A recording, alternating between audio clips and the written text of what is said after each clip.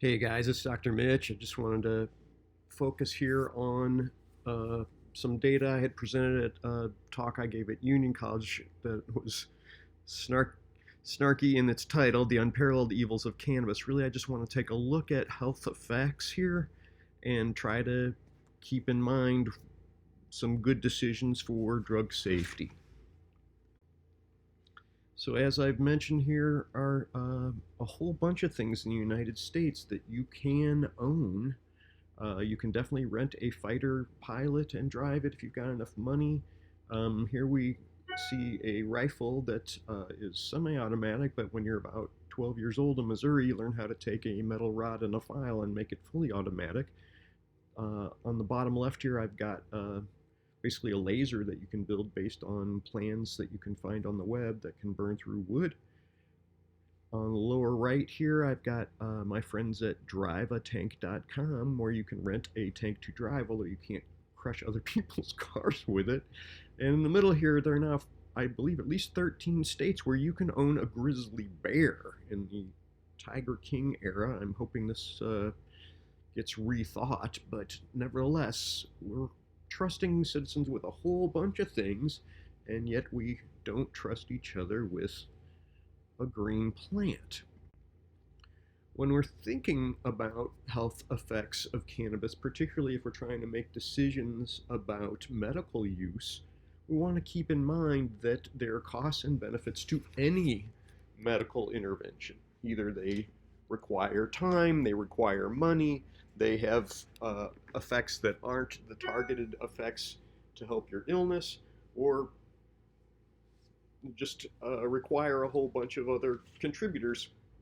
No single intervention is without costs. Very few have anything to do with utterly no benefits. So let's keep that in mind. The idiographic reactions, everybody is different. So each person has a reaction to a substance based intervention or any behavioral intervention for medical issues for that matter. And so we can't really generalize to everybody, even if we have big samples, because there's a lot of variation on these. I do want to keep in mind that some of these effects are strain dependent, so not all cannabis is exactly like all other cannabis, and that research literature is really small now. The issue with marinol comes up as well. So we've got dronabinol, this synthetic THC suspended in sesame oil as a pill. It does have a lot of efficacy for some things, but it's not going to have the same effect as vaporized cannabis. It's also markedly more expensive. So I feel like we need to keep that in mind. Like any edible, of course, it's going to not have that rapid onset that you might need, particularly if you're treating nausea or vomiting or you're in pain. And the price is just uh, potentially prohibitive.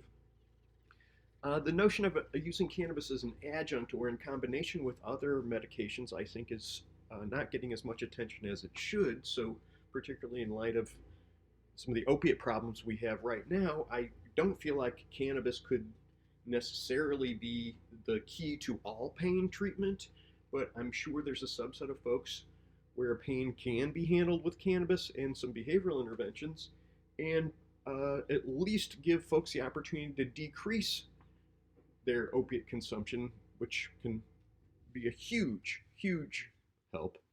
And yeah, I just want to focus on drug safety. So let's think about not, oh, what are the harms so much as how do folks use this plant in a safe way.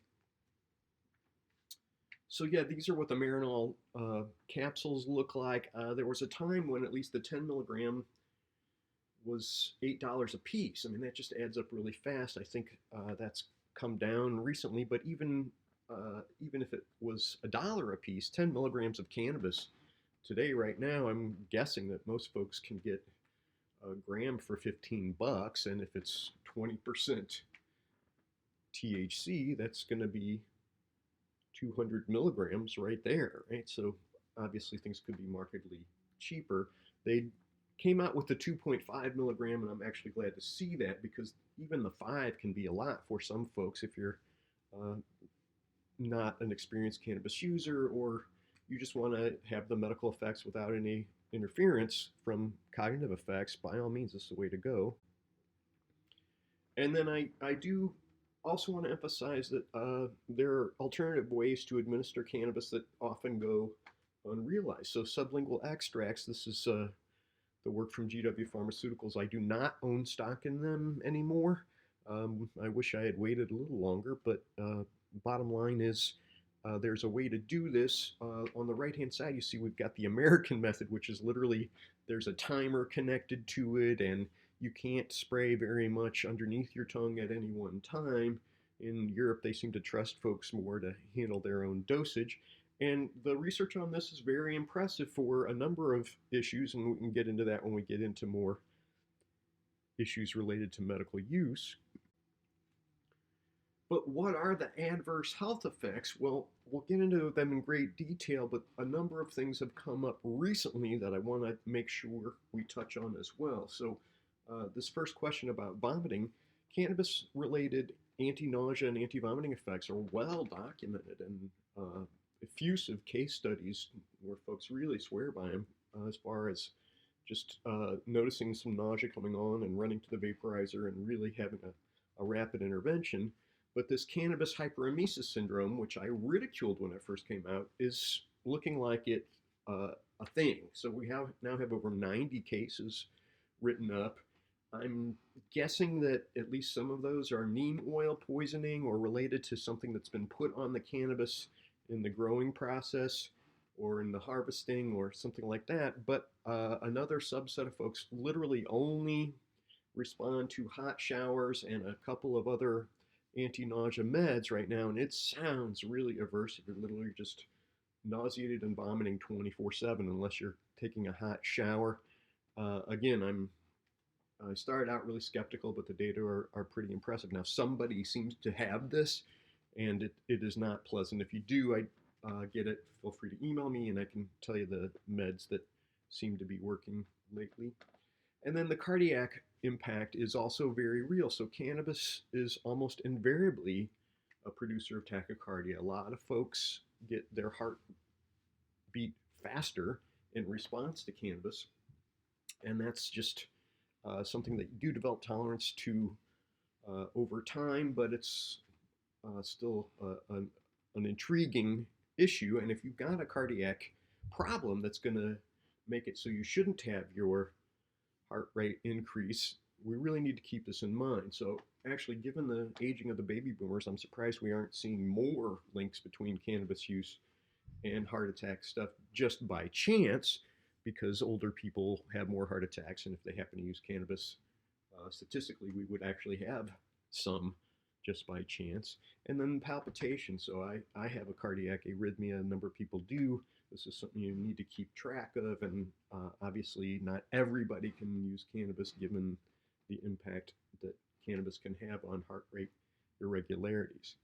And then just some of the cognitive effects that we went over in the subjective effects reviews, but basically there's a subset of folks who get anxiety, paranoia, panic, and dizziness. Despite increasing heart rate, cannabis lowers blood pressure, which doesn't last for very long, and I don't think it's a good intervention if your blood pressure is too high. I think diet and exercise are unfortunately the only way to go. But this may be strain dependent, definitely dose dependent, and paying attention to set and setting are going to help sidestep these.